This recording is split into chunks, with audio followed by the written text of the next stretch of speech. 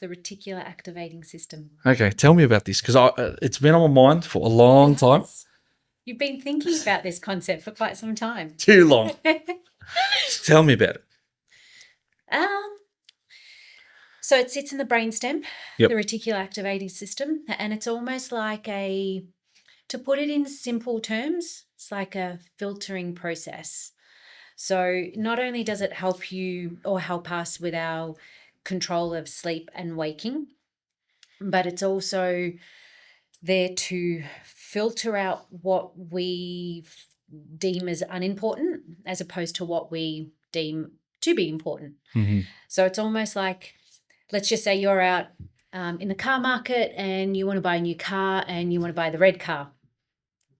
And it's a red Ford. All of a sudden, you start identifying all of these red Fords on the road, only because now you've deemed it of importance and high priority in your life. Similar to that, you're in a busy, noisy cafe.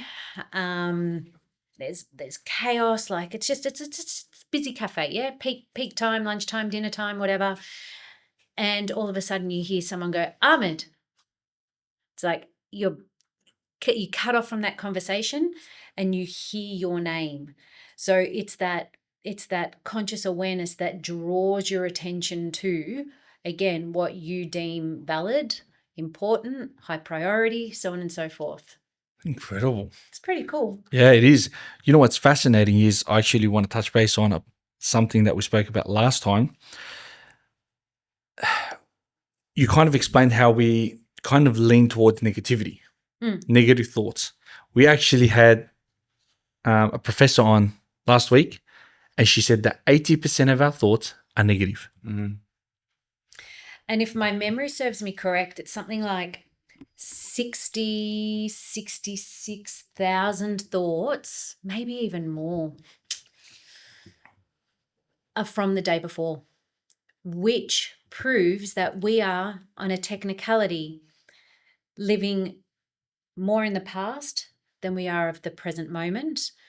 And if we're living in the past, it's more often, again, this whole notion of living from the subconscious. So 90% of the time we are living from the subconscious mind, and only 5% are we living from the conscious mind. Whoa. Conscious mind is only activated when we take somebody out of that habitual process, that it's just that it's fascinating. Autopilot, that's the word I'm looking for. That autopilot existence. And then you go into the prefrontal cortex activation. So 5% conscious thinking as opposed to 90% habitual subconscious thinking. So you are on rinse and repeat 90% of your day, unless somebody asks you or says something to you that you haven't yet thought of or heard before. Which leads me to say that when we ask somebody in and it's not just in Western culture, it's in any culture, when you say to somebody, how are you?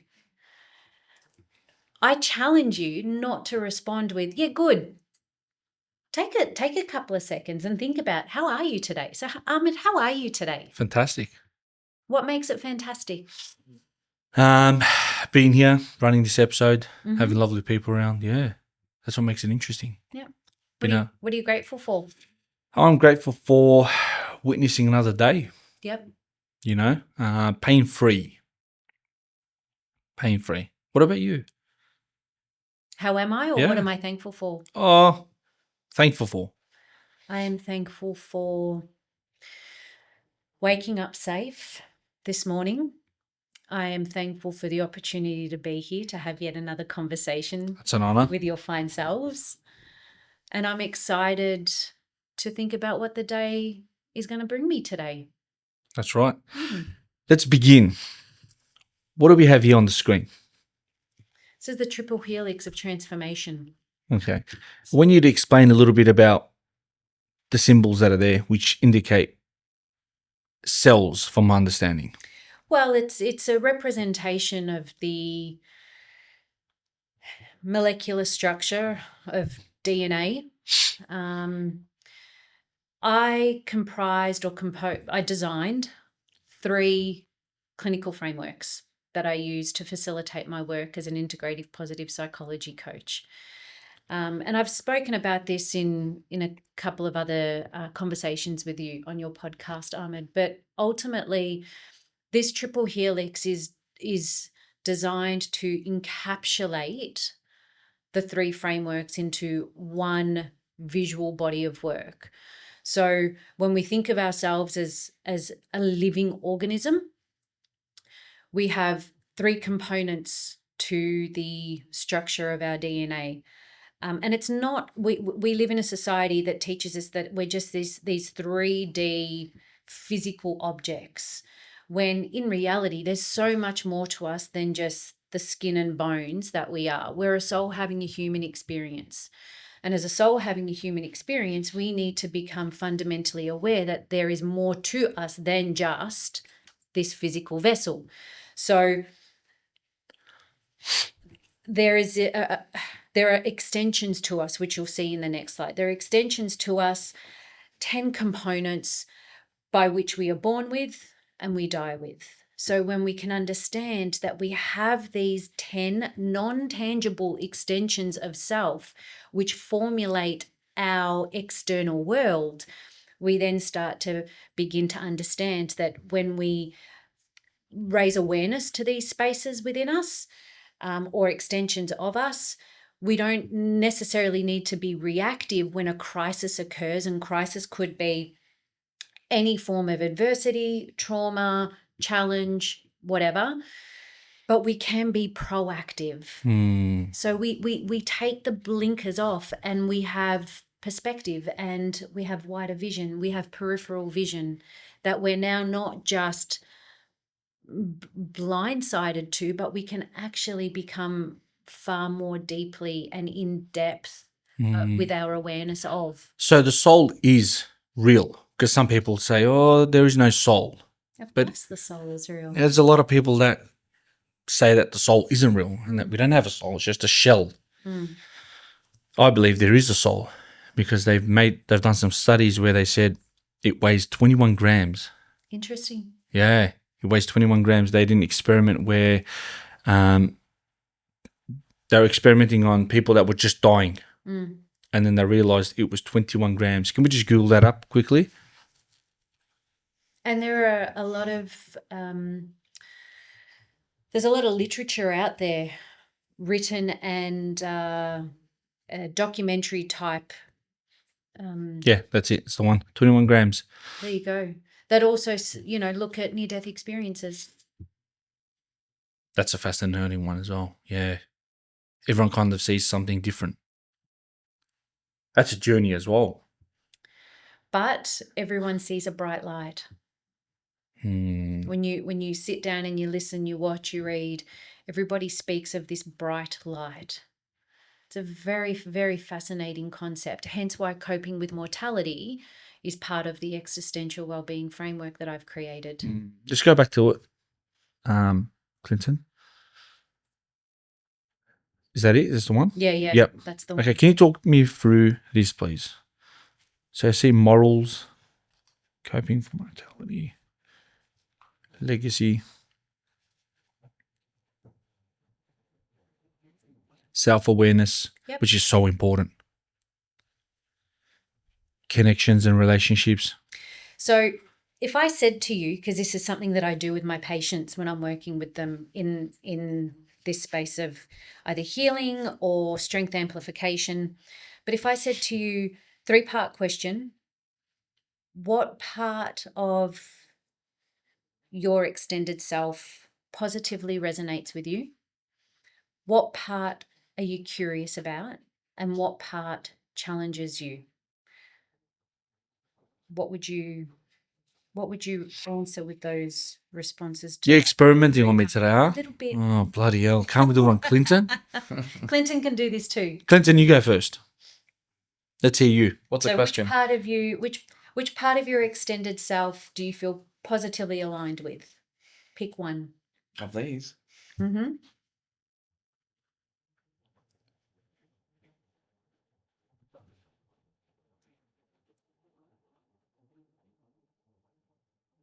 Probably let's go for personal growth. Okay. Which part are you curious about? Do you want to learn more of?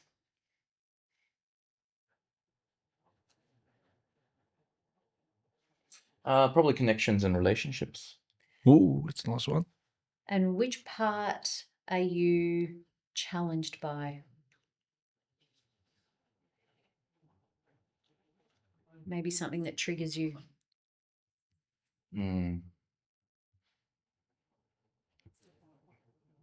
Some of them I'm not too sure about, but let's go with authenticity. Okay.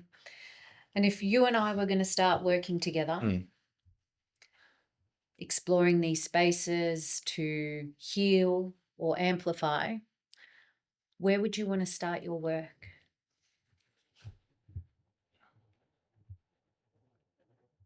That's a good one. Deep questions. Really deep. I'm not quite sure. Maybe self-awareness, I guess. Why do you pick self-awareness? From what I can tell, and this may be inaccurate, I guess it's the idea of understanding who we are. I've got a certain aspect of that understanding, but it's always good to know what do others see in me, because there's certain aspects, right? So we can see what we know ourselves and what we see as ourselves, and then you've got your family, friends, others that can see something slightly different. And why do you, I know this is going to be a question for Clinton, why do you think that happens? Why do you think others see something different in us than we see within ourselves? Because part of it, I'd say, part of it is to do with our own concept of what reality might be, what we see as being important, interesting, our backgrounds. Compare that to the same aspects, but someone else. They've gone through, they've had a different life.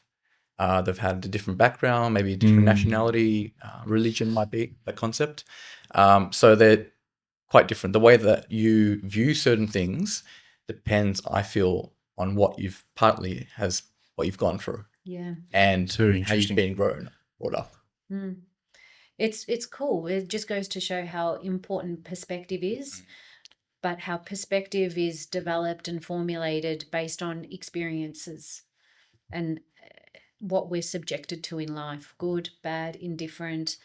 And truth be told, good, bad, indifferent only exist because of our interpretation of good and bad from a moral and ethical standpoint as well. So there is, like, if you really want to strip it right back to the seed, maybe good and bad doesn't exist. Everything just is. And then we build and develop the definition based on our interpretation of such events. Does that make sense? Yeah. Judith, I think, was talking about this, one of the last guests I had on, that it is up to us to do good or bad. We are the decision maker of that. Whether it's robbing a store, that's up to me, or being a good person, being good to your neighbors or to your friends or your family. It goes back to us. Well, it's fundamentally the root of free will. Yes. We're birthed with two things: one, emotion, and free will, and then everything derives from that. That's my belief. That's my opinion on it. Wow.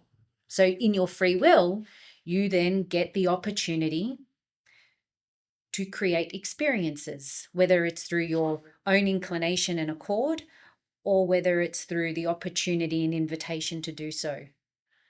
So at the time, if you were to rob a store, why would you rob the store? Is it because you need to feed your family? Because you have a starving son and a pregnant wife or partner? Or are you robbing it because you've been forced into this initiation-like kind of, I don't know, situation because you want to join a particular group? Again, right or wrong. Yeah. It's all subjective. It's all very subjective. But then we have created a collective resonance of morals and ethics as well. That's right. It's there's a lot of grey areas. Do you feel like we're built in our genes the morals and ethics, or no? Is it built in our genes? I don't know if it's necessarily built in our genes more than it is taught to us through culture, family, through family, through some form religion as well could be one. Yep. That's interesting. I want to talk about energies as well. I remember we're talking about different kinds of energy. So, for example, if I'm angry today, not angry, let's say I'm in a shit mood. How does it work, or can you break it down to me where I kind of transfer this negative energy to you? And it's happened. For example, you meet someone in the morning, you're like, how's your day? Yeah, good. And it's just like, whoa, that guy's energy is really bad. What's going on here? Obviously, he's got his own problems, but I want you to break down these energy levels, and is it real? We're first and foremost energetic beings. And you said before that the soul weighs 21 grams. 21 grams, yes. I don't know a lot about that. I find that really interesting. But we are balls of energy. And so before you even see a person's physical demeanor, before you get to hear them and approach them, when we are attuned to this capability and capacity that we can honor as energetic beings, we read the energy of the room. So wow, I don't know the scientific constructs behind it, but what I do understand is that you can walk into a room of 100 people and know what the vibe is. You know how we say that person's got good vibes, or that person's got, I don't know, they make me feel a bit icky, like you were saying before. It's this energetic resonance. We're reading each other. Do I feel safe with this person? Do they make me feel happy? Is this person an energy vampire where I could spend half an hour in conversation and then walk away feeling absolutely drained?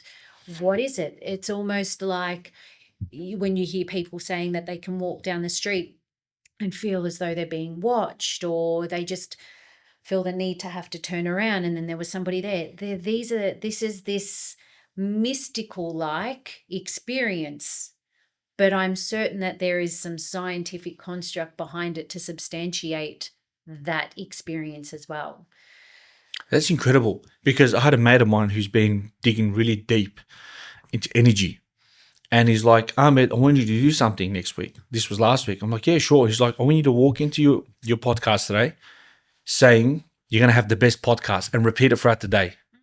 And I did.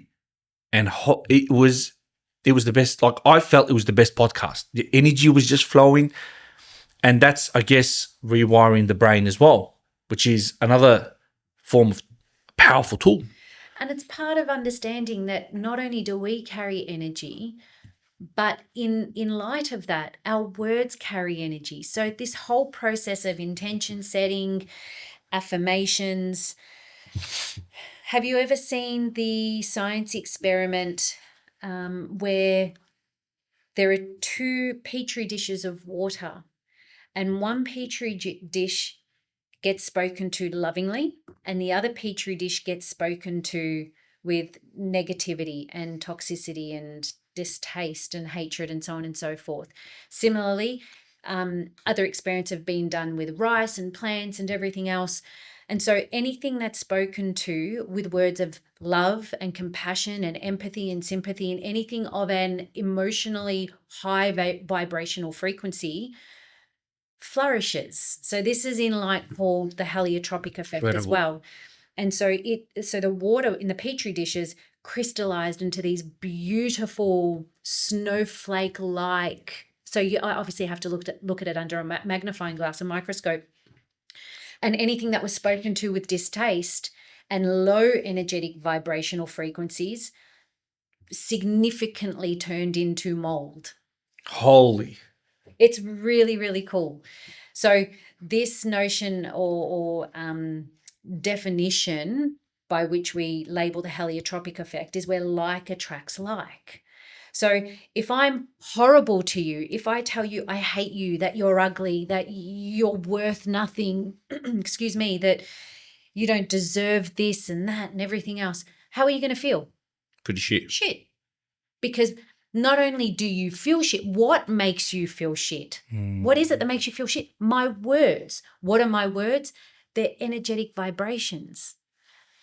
I am energy, so if I am shit, my words carry that energy that gets put into you or onto you, then the effect continues to happen. Would you say this works as well with childhood trauma? They kind of carry that energy throughout their life? I think that that's a little bit more multifaceted depending on the kind of trauma. If it's verbal abuse, emotional abuse, psychological abuse. Let's say verbal abuse. More like you're worthless, you're a piece of shit, you're a failure. Absolutely. Absolutely. If you're told that repetitiously and enough times, you're going to start to believe it. Everything links. It is an intricately woven web, an ecosystem that is consistently molded and constructed and evolved. So you be told something for long enough, you carry that. You become it.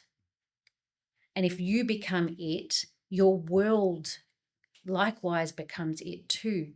Everything has a ripple effect. It's ebb and flow. That's very true. So you carry the negative thoughts. You're not good enough. You'll never admit to something. You're a shit kicker. Anything. As opposed to go out and create something. Make something of it. You can do whatever you want. What do you want to be? You want to be an astronaut, Ahmad? You can be an astronaut. Go out and be an astronaut. You may not ever get that outcome, but the outcome is irrelevant. What's important is your trajectory and growth into a space of unlimited potential. That's the importance. Astronaut or no astronaut, you know you have the ability, the capability, the self-worth, the love, not from me, but within yourself. So when somebody is victimized through the pathways of verbal abuse, all they're doing is stripping you, robbing you of that one emotion that you're birthed with, love. Because if you can't love yourself, you can't love somebody else. If you can't love yourself, you can't realize the world of potentiality. Very true. You can't step into that space. So that's why, even with random strangers, make eye contact. Don't walk around with your head in the phone. Look at somebody. Sometimes all you need to do is make eye contact and a very gentle smile, safe smile. Very true. I did it at the petrol station yesterday. Walked in and I didn't say good morning. No, I just looked at him and was like, how are you? And he just rose. And I was like, he's like, I'm better now. He's like, thank you for that. That was incredible. That was good. And he's like, what about you? I'm like, no. I'm asking, how are you going? Oh, I'm fantastic. And he was giving me this answer, but he was still like confused. Shocked. No, he's like, and I was like, you seem shocked. And he's like, nobody's really asked me that in a couple of days. And I was like, wow. Isn't that sad? So we often think this rude bastard doesn't even want to acknowledge me as I'm paying for my fuel or my groceries or whatever the case may be. Hold on, they probably can't see themselves, let alone see somebody else. Judgment. So flick the switch. Yeah. Don't be as bad as that person. Be the change you want to see in the world. It's such a beautiful notion to really embrace and embody. If you don't want to be treated like that, then do the opposite. It goes back to judgment as well. You know, I remember a while back we were at a restaurant and I was sitting down and right next to us was a lady in her 50s and her husband, and she was kind of looking to the side, and my friend's like, multiple times, like, she's looking at me in dislike, like she's disgusted in me. I was like, no, relax. You don't know. She might be just finding us a bit loud or a bit noisy or something. And he's like, all right, I'm not going to judge. I'm like, yeah, don't judge. As they finished, they got up she turned around to us and she said, "How's your night, guys?" She turned out to be the most incredible woman because our minds sometimes jump to judgment so quickly. What do we judge? Yeah. Why do we judge? I think and it's so dangerous. Defense mechanism. It's a defense mechanism. I think that definitely sits in the negative bias of the mind. I try to practice to the best of my ability every single day. And whenever I work with people, I reiterate this practice as well. Try and detach from all forms of judgment. Ooh, that's nice. Don't think with the head brain, start thinking with the heart brain. Because judgment resides in an analytical sort of, you've got to figure things out, process. Whereas if you think with your heart brain, I don't think you can judge with that. I don't think you can judge. Even you think about the tragic event of a few years back where the family in Sydney had their children walking along the footpath to get ice creams, and a drunk driver came and killed a lot of those poor innocent children. The husband and the wife, the mother and the father of those children forgave. She forgave almost instantaneously. And there was something on TV about it, how the father went to the prison and into a program with the perpetrator, and they went down a path of forgiveness and everything else. But it's this whole that's where we need to start thinking from. Forgiveness. And it is so hard. Everybody has a story. Everybody has a story. There's got to be rhyme and reason. And forgiveness is not easy. It takes part of the clinical framework that comes or branches off from this existential well-being framework. When we can learn to forgive, we can liberate ourselves from the shackles of hatred, frustration, judgment, everything that sort of anchors us into a place and of not moving forward. Without a doubt, forgiveness is without a doubt one of the most difficult, because if you have a friend that betrays you, how do you forgive that? And if it's a serious betrayal, or your partner hurts you, or someone kills a family member, or example of that accident where you killed the children, how do you forgive that? But then when you do forgive, there's this feeling of like, I don't know if you've ever experienced it, but it's like a mountain comes off your shoulders. Forgiveness is never embodied, and forgiveness is never taken action for the soul of another person or group of people. Forgiveness is always for your soul only. And when I say that, I'm sure, again, based on us talking about our words carrying energy, that there is a ripple effect that in some point in time, when your perpetrator is ready to receive and forgiveness within themselves for their own soul is embodied, then they will receive your forgiveness as well. But first and foremost and primarily, forgiveness is for the freedom and liberation of your soul. So you're not harbored and anchored and weighed down by the emotions that have come from such atrocities or such heartache, or whatever the situation is involved. It's for you. It's for your heart. It's for your freedom. Very fascinating. It's for your spirit to remain connected to a higher state of consciousness. Very fascinating, because I experimented with it a while back, and it's steps. When you don't forgive someone, it begins with little steps: hatred, then extreme hatred, then resentment. Then you start talking about this person, and then they become you like an extreme hate, and they become like an enemy. And then you walk around with this grief or this anger, and it weighs you down. But then the moment you forgive them, it's like you feel free. That feeling is so hard to describe. It is. But you're free. It is. And there are, pain is, pain could be anything: physical, mental, psychological, uh, physical, mental, emotional, spiritual.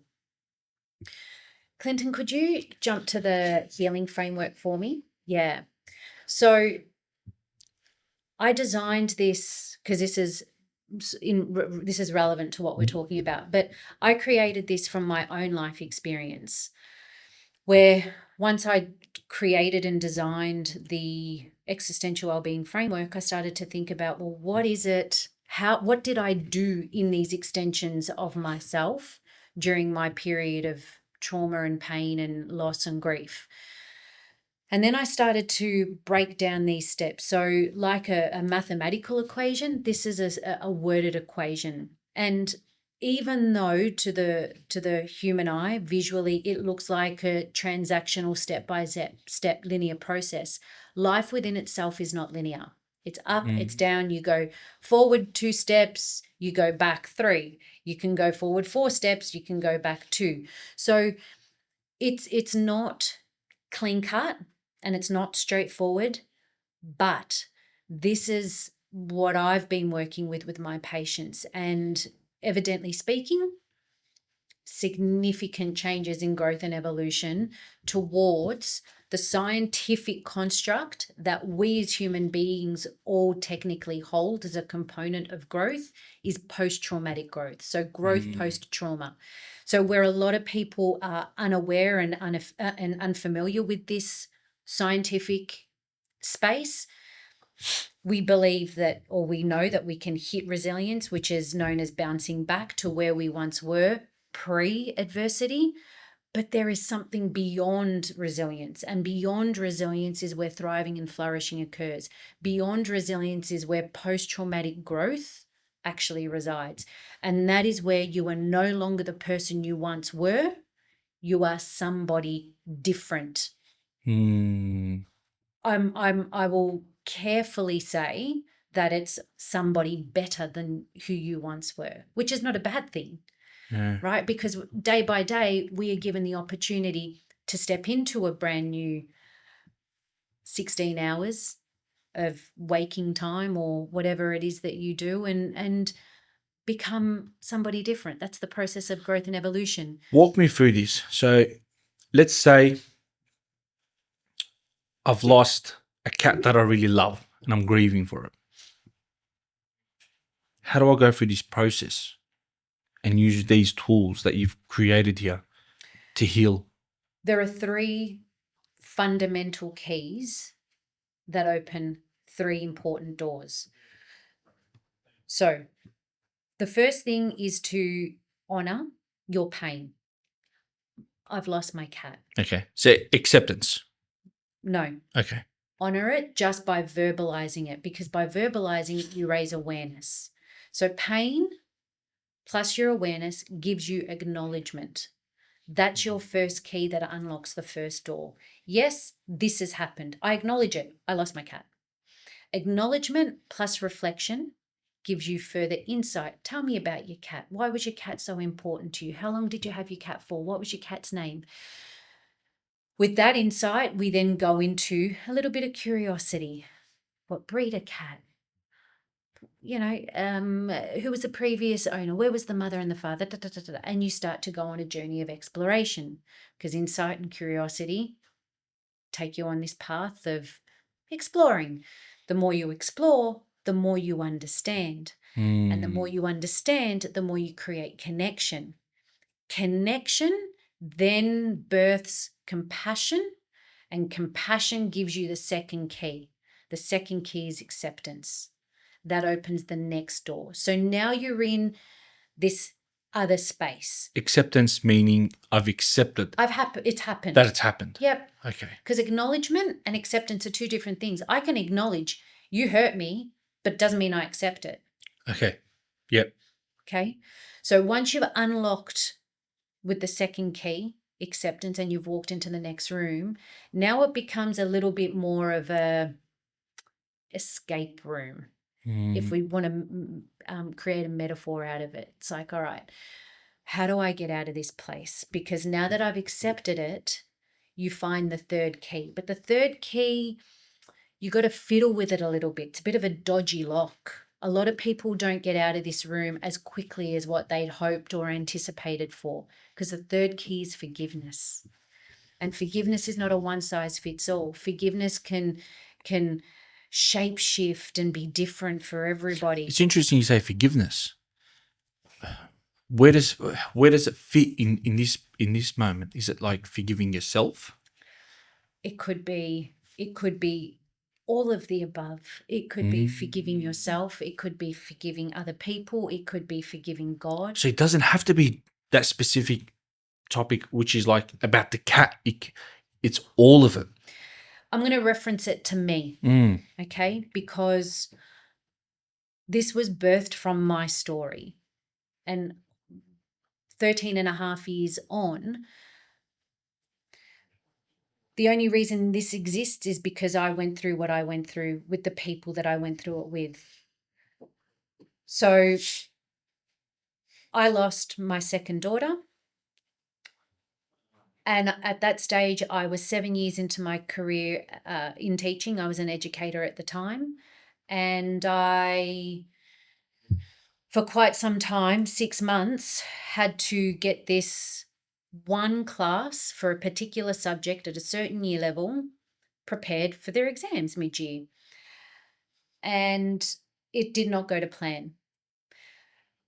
Due to prolonged, extreme exposure to a stressful environment, I got sick, but I only got sick because I ended up having what I will classify as a nervous breakdown in the classroom. And I was approximately 16 weeks pregnant. And so that nervous breakdown had my entire nervous system just rip right open. And my stress hormones got the better of me. And it's not just the stress hormones, but it's the constant drip feed of those hormones that weren't conducive to a healthy environment that allowed me to continue with my pregnancy. So at just shy of 18 weeks, I went into premature labor and I gave birth to our daughter whose heart was not beating. And so with that, I faced a plethora of human experiences that were emotionally very dark. Extreme grief, unexpected trauma. And so to cut forward, in all of this, I developed hate, extreme hate, extreme anger, extreme shame, extreme guilt, you name it, I experienced, and everything on the very dark, lower side of emotional vibration and frequency.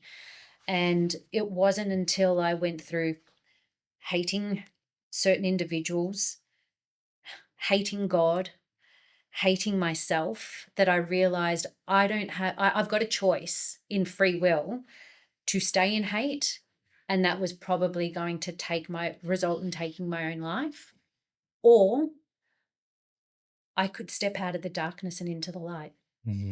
What is light? Light is love. What is in that space? Compassion, acceptance, acknowledgement, forgiveness. So I had to go on a journey over a long time to figure out what's my definition of forgiveness. What does that look like? What does it feel like? What does it sound like? It makes sense now exactly what you mean. Of it. And so I had to forgive individuals. I had to learn to forgive God. I had to learn to forgive my body. I had to learn to forgive my soul, my spirit, my identity of being a mother. So it's very multifaceted. It's extraordinarily layered, and it's not just sitting down in any capacity and going, yeah, okay, cool, I forgive God, or I forgive him, or I forgive them, or I forgive me. It doesn't work like that. It's forgiveness is a muscle. like anything. Like when you go to the gym and you want to work out your biceps or your legs, you got to go through a process of building that muscle to get strength and mass. I like how you explained that. It's a Forgiveness muscle. is exactly the same. That's incredible. You've got to practice it. It doesn't come. It doesn't come like that. So, and that's where positive psychology interventions come into play, or any intervention comes into play. Letter writing, meditation, mindfulness, prayer, getting into nature, random acts of kindness. It's not a one size fits all. You need to experiment, you need to explore, you need to understand, you need to become Alice and go down the rabbit hole to find out what is in this world that the world that we know it doesn't really talk about and give us the opportunity to explore and understand and connect to. I agree. So there's nothing good comes out of harboring and holding on to hatred, anger, guilt, shame, spitefulness, revenge. Nothing good comes from that. It's and again, I sit with this whole I use the language for the purpose of human interaction and conversation, but in actual fact, everything just is. And even if you do experience it, like I experienced it, and like anybody else has experienced the same or similar, outbursts or connections because of their own circumstances or situations, you have to. It's part, I now know 13 and a half years on, without it, I wouldn't be who I am today. We are all an alchemist.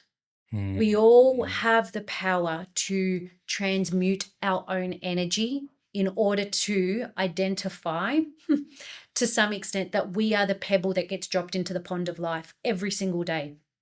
You wake up, you're a pebble dropped into life. What ripple effect are you going to have? Hence our conversation of energy before. Yeah.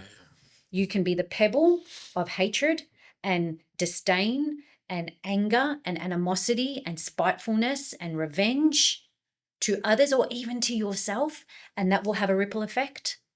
Or you can be the pebble dropped into the pond of life that is love and compassion and kindness and acknowledgement and acceptance and gratitude and all things lighter vibration and have a ripple effect.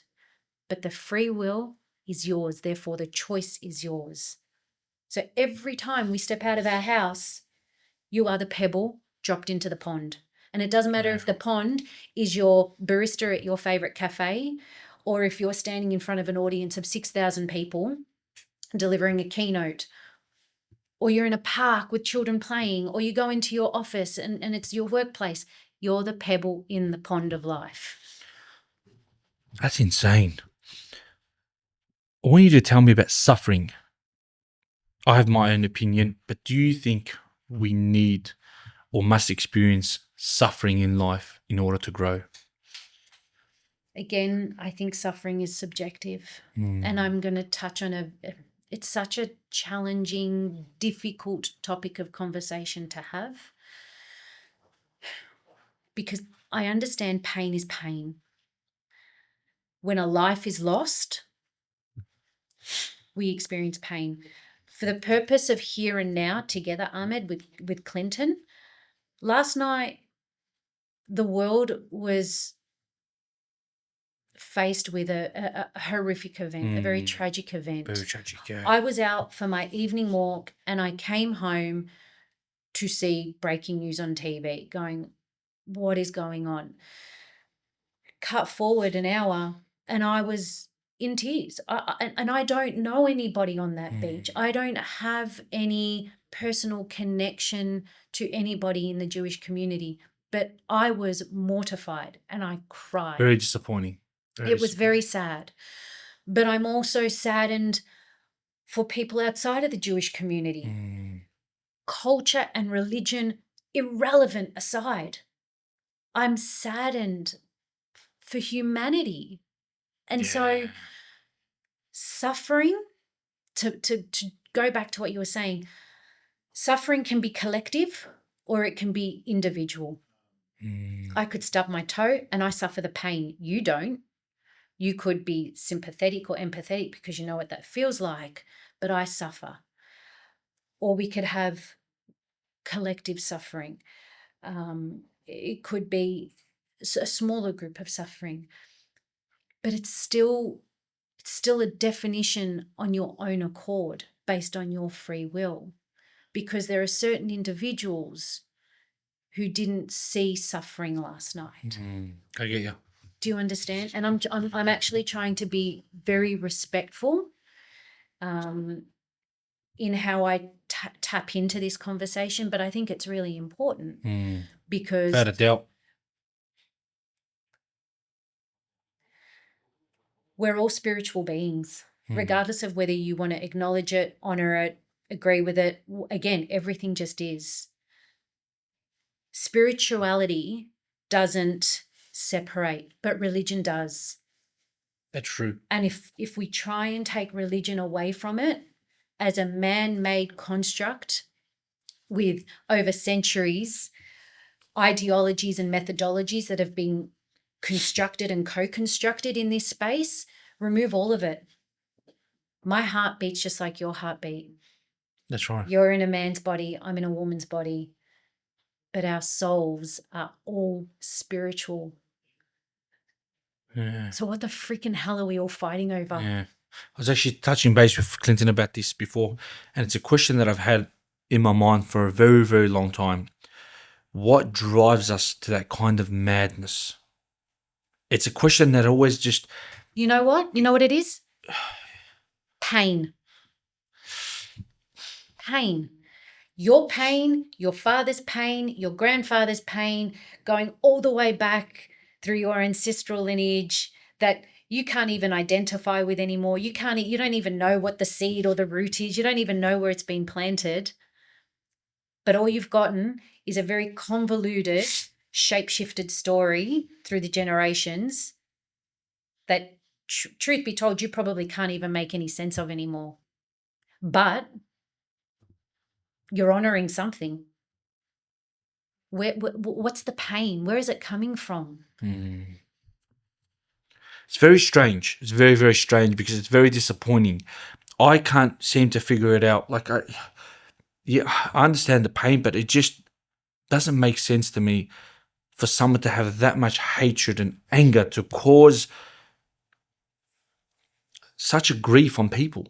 Like, you're inflicting pain. Your intention is to kill people. What drives us to that madness? And that's a very good point, because it's not easy. Sorry to cut through, but I've seen people in jail and that have killed, and they live with it every single day. It is taking someone's soul and life is just in another world, like it's another form of evil. And that's why Gabor Mate says trauma is not what happens to you, it's the wound you carry from the experience and exposure to that moment. Trauma is the wound. It's the wound of loss and grief. And I think now that I sit with this, I think fundamentally that's the biggest wound. Loss and grief. We're all carrying wounds. Some of us have scarred and some of us have left unnurtured, therefore still seep and are still infected. And therefore that passing of a wound is hatred, animosity, various forms of mental health issues, substance abuse. So he says, don't ask what the trauma, what's your pain? So when I'm sitting with people, I never ask them, tell me what happened to you. Tell me what happened to you. Tell me what you're feeling right now. And then it's reversed engineered quite organically. Tell me, what are you feeling? Are you feeling anger? Okay, where in your body is that sitting right now? What are you experiencing from that anger?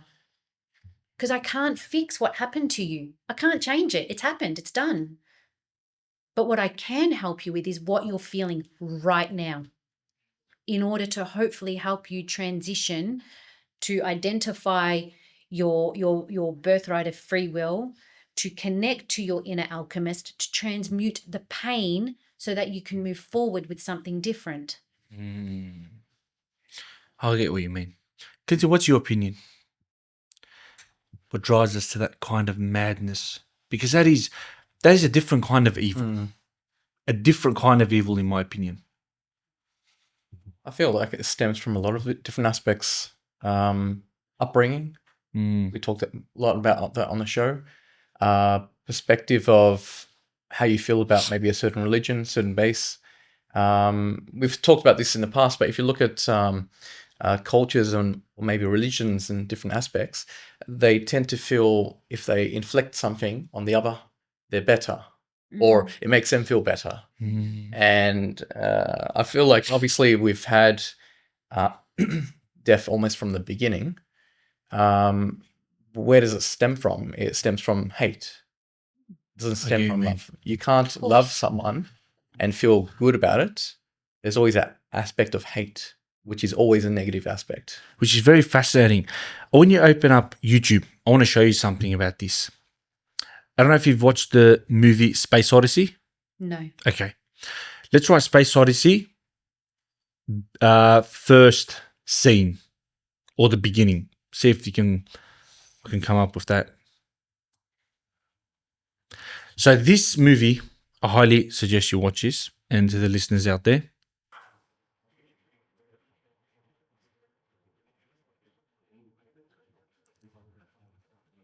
And it's about who can control the well. And they don't realize that they actually inflicted serious harm and they all started to kill each other for the well.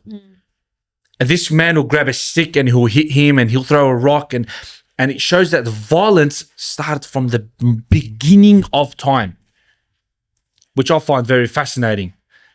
You can pause that there. It's very interesting. How do you believe it started from the beginning? Violence and hate and hatred? I don't think it's born in us. I don't think it's born in us. But somewhere across the timeline of evolution,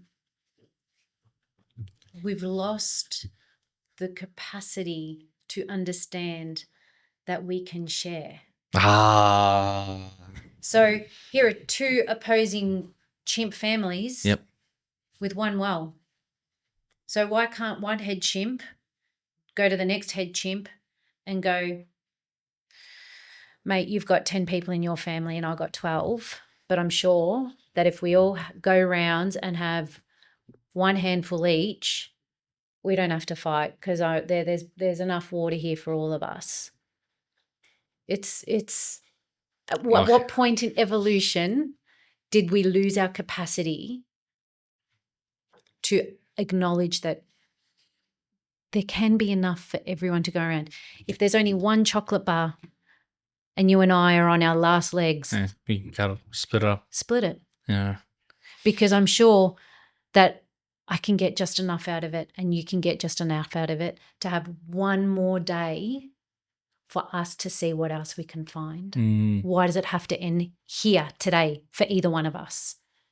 Another one is, to add on to it, is forcing opinions on others. So my opinion on Clinton or yourself, I mean, that plays another major role in hatred, because now I want you to believe in what I believe. You know, no, Ford is the best, but it's not the best. No, Ford is the best, and you have to believe that it's the best. But Ahmad, it's not. We've moved on.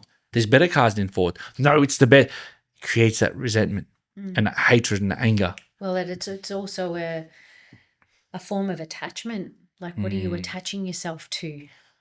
Ooh. It's see how this is why philosophy is so beautiful, because everything is expansive and everything just is. When we can sit and acknowledge that everything is connected, there's only one, it's all source, and it just is.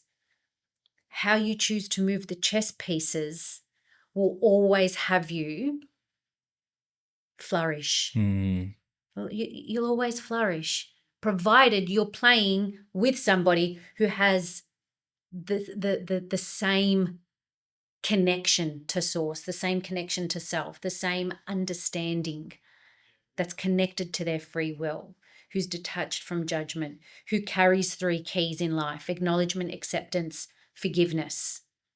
Because none of it will make you immune to any level of hardship, adversity, pain, suffering, but it will enable you and allow you to transition through it differently. If we miss one of them 4 tools that you spoke about, do you feel like we can still proceed in growth or no? Or do you feel like we'll kind of become imbalanced because of that missing component? I don't want to sit here and say that, no, it's not possible, because I don't want to be deemed as subjective. Oh, it's her work. Of course she's going to say it's perfect. Anything is possible. Anything is possible. It might make it harder. It might make it slower. It will just give you a different experience. How important is character? Because there's a lot of people that could be religious, but they have very poor character. Whether they're evil, whether they steal and cheat and betray and hurt people. How important is character, good character? It's fundamental, I think, isn't it? You got a good character. Good character produces good outcomes. Bad character, bad. Again, if we were to split the two for the purpose of human conversation, produces negative outcomes. Cynicism, criticism, objectifying, hatred, so on and so forth. That's me thinking off the cuff right now. Yeah. So character is important. It connects you, having a good character connects you to positive acts, loving acts, kind acts. Good character doesn't elicit a thought process that results in mass murder or inflicting pain on others. Interesting. Let's look at the next slide. The third slide. What is it? Is that it? So that's the healing? Okay. The amplification. Speak me through this. So we are not our pain. We are not our sufferings. We are not our wounds. But we carry these scars as,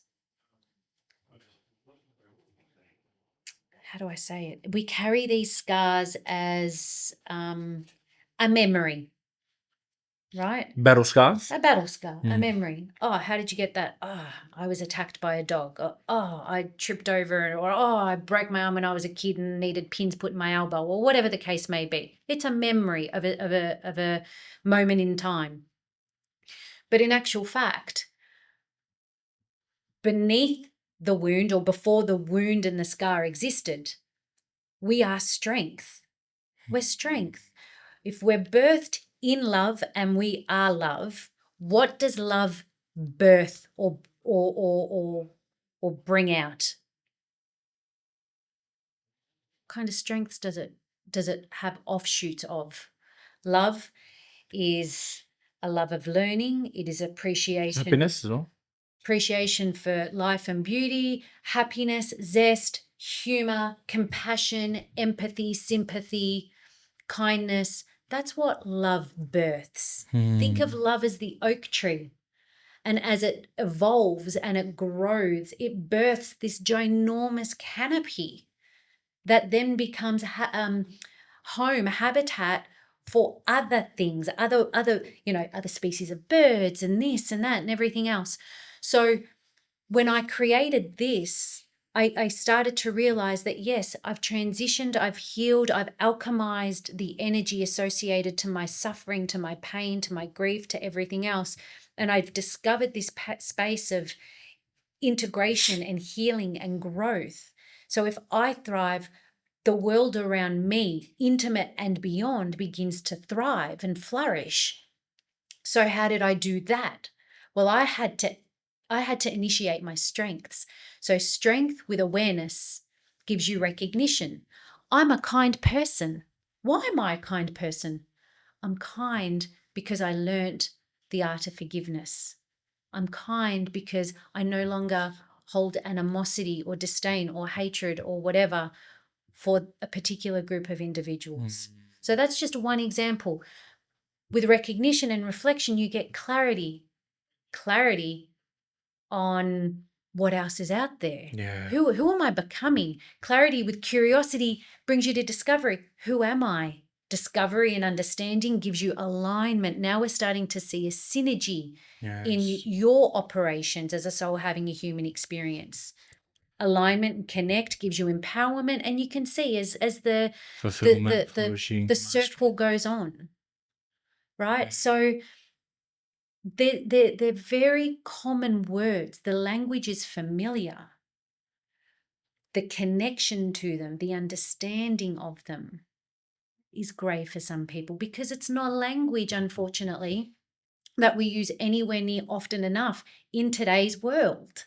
Yeah, which is important. It's so important. Yeah. Hence why this podcast is such a beautiful, powerful, opportunistic experience, because these are the words and many more that we should be using and sharing in conversations. Very important. To empower people. Yeah. Clinton, you are doing an amazing job right now behind the camera, Fantastic contributing job. to this. Thank you. And I can't wait to see what the final outcome is. Incredible, so by man. me just sharing this whole, and that's genuine, I'm not like yanking your chain here. I'm hoping that my words of encouragement empower you through gratitude to feel fulfilled, to take purposeful action, which creates a flourishing podcast episode for Unchained Thoughts Unchained. Like, do you know what I'm saying? Like, there's mastery. It's true. There's mastery. Can you Google, I actually want to share this with you, which I found very fascinating. It's from the rapper Tupac. He says in his song, go to Google, Clinton, and search Tupac. Just write Tupac, just up to there, the bottom part. Don't ask me why.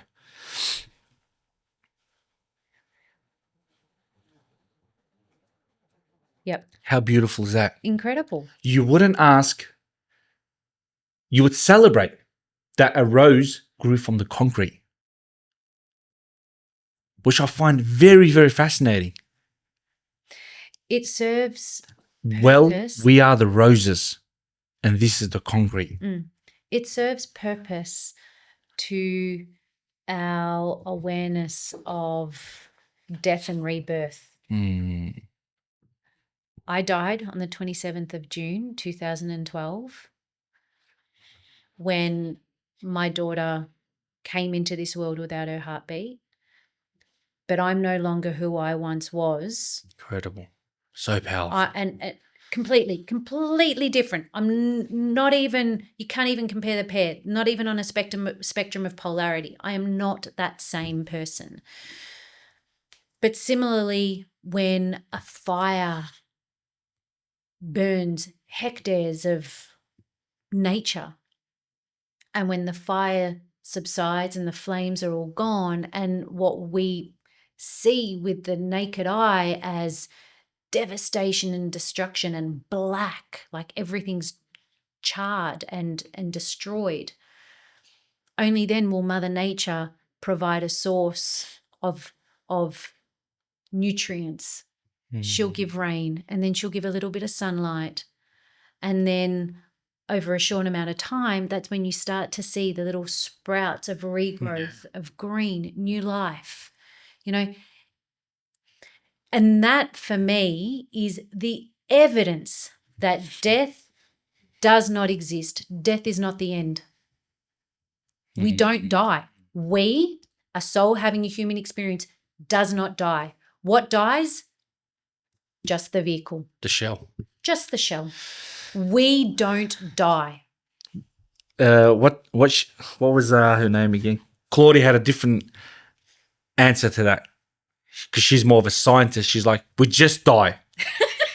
And I was like, okay, is there not something else? No, we just die. I body believe dies. the body dies, but the soul body goes somewhere else. Yeah. Now, everyone's got a different take. a different meaning, different religion, different culture. But I'm a big believer that the soul does remain.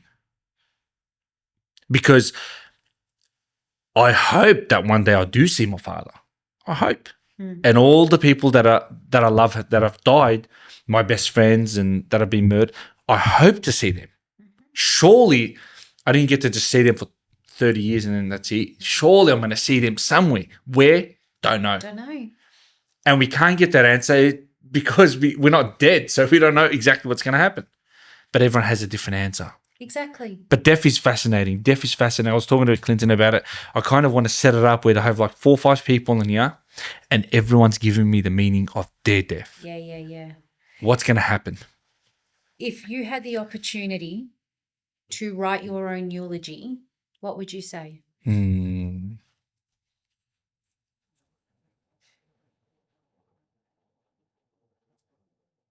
It's a good one. Try it. Write your own eulogy. Not in a morbid, prophecy kind of doom and gloom. The only truth that you will ever, ever, ever be able to give and stand by is that one day you will die. This body will cease to exist. That's my definition of death. So when I say one day I will die, my body will die. My spirit, my soul will evolve. It will transition into the next realm, whatever that next realm is. Heaven, whatever language you want to assign to it, yeah? That's the only promise I can keep. One day, this body will not be here in this 3D world. It's very fascinating. So when you think of it like that and you go, okay, so if this body won't be here and my soul goes into another space, what would I say? Like, what do I want to tell people? Write your own eulogy. Question onto that. Do you feel like that gives us hope in life when we believe that when we die, we are going somewhere else? I think it should. Clinton? Definitely. Because think about it, we are, as humans, being imperfect, we're limited by what we can accomplish, what we can do. That's a good one. We'll never be able to experience everything that we'd love to.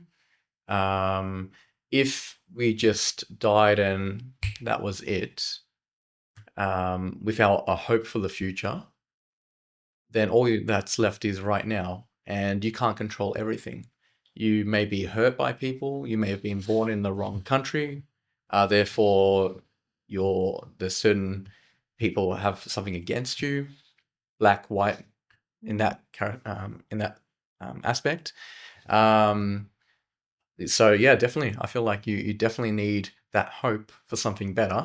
Not because it takes away what we have now, but we realize that there's something more for us. For me, that's my belief in the Bible. That's where it comes from. Yeah. But that's, Thank you for sharing that. It's incredible. It does give hope. What's the next thing you're working on? You're working on anything secret?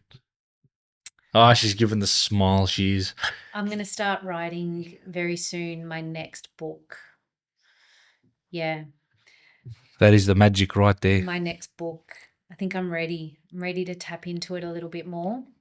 My last book, The Quiet Promise, was a beautiful experience and publication. I use that really uniquely with my patients when I'm working with them. And so now I think I'm ready to extend that. And I'm excited for it. I feel like I'm stepping into a new space of peace and connection to myself to do that. So when you walked in, I seen you grab that book. What did you find fascinating about that book? One, it's a book that I've been wanting to buy for myself for a long time. Like, damn it, he got it first.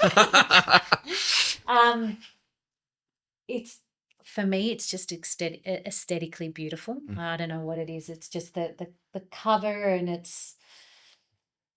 I don't know. I was flicking through it, and I'm like, yeah, the soul, man, the heart and the soul. We are constructed in such a way. It is so fascinating. It's mind blowing. I was talking to Claudia about it. She's like, let's say 2,000, 3,000 years. Surely we've been people, scientists have come through, doctors that have studied the brain. She still believes we are far, far from completely understanding the brain, and we'll never be able to understand it, which I find is fascinating. It is, absolutely. And I have to say I have a tendency to agree with her on that. I don't think we are anywhere near knowing, understanding everything, maybe not everything, but most things to date are still purely speculation.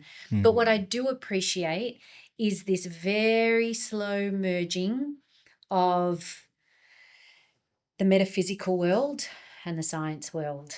Now the two aren't so opposed as two forces. Now they're starting to come together. And this is where I think a lot of the change and the shift will occur. I think this will raise many levels of consciousness. I think it will create a lot of collaboration, a lot of cohesiveness, a lot of alignment, and a lot of synergy amongst humanity. And fingers crossed, if we continue down this path of merging fields, then we'll start to maybe see some shifts within the world, hopefully within our time. And if not within our time, then, in our future generations, for our children and our grandchildren and our great-grandchildren to start to see and experience. Very fascinating. Let's open your website for some of the listeners out there. What is it? alchemyofelution.com.au. For the listeners out there. Say it again. alchemyofelution.com.au. For the listeners out there, if you need help, healing, growth, this is the woman. Incredible work you have done over the years, especially some of your book work is fascinating. Thank you. That book you gave me with the questions and notes, very, very, very powerful questions in there, which catch me off guard sometimes. Yeah, it's a really cool, tangible body of work that I use with my patients to facilitate a higher level of consciousness, a more expanded state of awareness, to get them out of that 95% habitual brain and into the 5% thinking brain that brings you really into the present moment. The past has happened, the future's not yet to come. All we literally have is this very millisecond right now, because what I said a second ago is already in the past. This is the whole time, space, linear kind of, I don't know, existence. It's like what actually exists, where are we, what is space, what is time, and so if I'm not with somebody in their physical presence to support them at a particular time in their life, for whatever reasons, they've got me in the form of this 600-page workbook. Ask the question, hear my voice, and I'm with you. And it's proving to be a great resource for people. It triggers people, and that's the purpose of it. It's designed to trigger you, but that triggering is taking you out of the known and into the unknown, hence why you feel uncomfortable with the question. But that is where your opportunity to growth happens. Yeah. So, does time exist? This is a question I've been hitting a lot of people with, and everyone's been giving me some really interesting answers. Some people say, oh, time doesn't exist. It's still a very confusing topic that I'm still getting my head around. I'm reading this incredible book at the moment. It's called Conversations with God. It's a 3-part book by Neil Donald Walsh. I highly recommend people reading it. Religion aside, take religion out of it. Just take the title of the book as it is. It's a conversation with God. It's phenomenal. And in the second book, they dive into far more global, political, more in-depth kind of brain warping conversations. And I've just finished reading the chapter on time space. It's very interesting. And it's actually a chapter that I have to read again. But in my naive mind, yes, I think time is a man-made construct to keep order, structure, so on and so forth. But fundamentally, we are time. We as a soul having a human experience, the soul is time. So we hold time in every breath we take and every heartbeat. I think it's because when you agree. think about it, when our breath stops and our heart stops beating, what else stops? Time. Yeah, I think in it's this human form. I agree with you. I think it's every breath we take, you know, it's gone. And I believe there's like a little bubble on top of you. It's got your number and how many breaths are you going. It's just going down moment by moment. I'd like to just have a second Yep. because in beautiful memory of her, my grandmother passed away on the 6th of February this year. Rest her soul. And it was the first time in my 42 years of life that I watched somebody pass over. I've seen somebody who has passed, but I've never watched a soul leave the human body. How was that experience? It was everything rolled into one. It was heartbreaking. It was relief. It was fear. It was love. When you think that two things can't coexist in the same space and time, believe me, they do. How can you experience fear and love at the same time? Watch someone take their last breath. Yeah. It's very different. Because you love them so much, there is this sprinkling of fear. I don't know. I pray that they've crossed over okay. Like all of these thoughts come racing through your head. To add on to that as well, do you feel like I experienced this? You feel like it's fake and it hasn't happened. Of course. For a very long time, I thought my father went on a trip for many years. And I was like, he's just going to come back. And I believed that. But no, I actually buried him. Yeah. Similarly, I felt like my grandmother was still just in a ward at St. Vincent's and I could pick up the phone and call her. And it took me months to acknowledge and accept that I can't pick the phone up and call her and that to say good morning or have you eaten your lunch or Nana good night. Yeah. So it's a really I think I've been telling Clinton about this. I think I have to roll an episode strictly on death. Yeah. It's been fascinating me. That whole experience, the moment, how we grieve. It's such a dark place, but it's something, as Claudia said, we must talk about death more often. Yes. Why? It teaches you to appreciate what you have in life. I think, yeah, absolutely. I couldn't agree with you more. I think people who fear death briefly are people who have a disconnect to themselves and something greater than that of themselves. So connection is important in death. Faith is important in death. But I think if you carry faith and connection to something greater than that of yourself, God, heaven, so on and so forth, then I think fundamentally what most of us fear in the concept of death is pain, because nobody wants to feel pain. So it's not death that we all fear more than it is the pain. It's not even always the not knowing. Some people fear that, hence accepting uncertainty and coping mortality coexist and coincide. But it's not knowing. I don't want to die with pain. I fear pain. So we want ease. We want comfort in our passing. Question for both. We'll start with you, then we'll come to you. What is one thing you want to be remembered when you die? I'd say it's either being loving or considerate. Okay. Those aspects. Thank you for sharing that, Clinton. Michelle. He took my words. You can't steal them. Sorry. No, I don't Sorry. talent. What do you want to be Go for it. remembered when you die? Who do you want to be remembered as? Who's Michelle? Someone who did her best to love everybody. Mm. Everybody.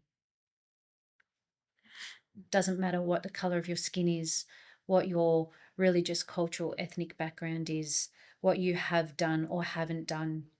I just want to be remembered as someone who did her best to love everyone, and in that love, honor and respect and Incredible. accept. I do my best at that every day. Most of the time, I think I do it pretty good. Some days are a little bit more challenging, but I'm human and it's part of the human experience. And I'm okay with that now. I'm okay if I get frustrated. I'm okay to sit with my anger. I'm okay to sit with my sadness, my hurt, my pain. I'm okay to sit in that emotional experience. It's just a moment. It's a moment of remembering. My soul is trying to remember something. What am I trying to remember? So I don't run. So I sit. Turn around and face them. Sometimes all you got to do is turn around and face the demons in the dark. Yeah. Stop running. And you know what? That demon in reference fears the most? Love. Yeah. Love your demons, and then you'll stop running. You'll just stop running. It's so nice to stop running. Everyone out there, love, forgive, and just forgive. I think forgive is just number one. It's just a mountain comes off your shoulder. But holy crap, what an episode. That was deep. Woo-hoo! That was really deep. And for the listeners out there, you hit up Michelle. Incredible woman, powerful work she's doing, changing lives, helping people. So do hit her up. And if you're interested in taking part in some research, you can click the link at the top of my page. Adapted Post-Traumatic Growth Inventory Survey. Yep. So you're more than welcome to either reach out and ask me about this, or you can go ahead, read it, take part in it. Do some research, yeah. You'll also receive your own report once I obtain the data that you've inputted into this document. But it's all taking part in bringing together individuals into a collective space, so we can start to really recognize what part do I play in my own growth based on my free will in order to have a positive impact in the collective space. Incredible work. You're doing a fantastic job, Michelle, helping people, and I've met some incredible people through you. Shout out to Steve. My man. You're an incredible human being. I hope to get him on next year and see where he's at. He's a cool dude. But fantastic work, and you're incredible, and your growth and your strength has just been fantastic. Thank you for being on today and sharing your wisdom and knowledge. Thank you. We're all playing our part. We're just a shell. Exactly. Thank you so much. Thank you. Cheers.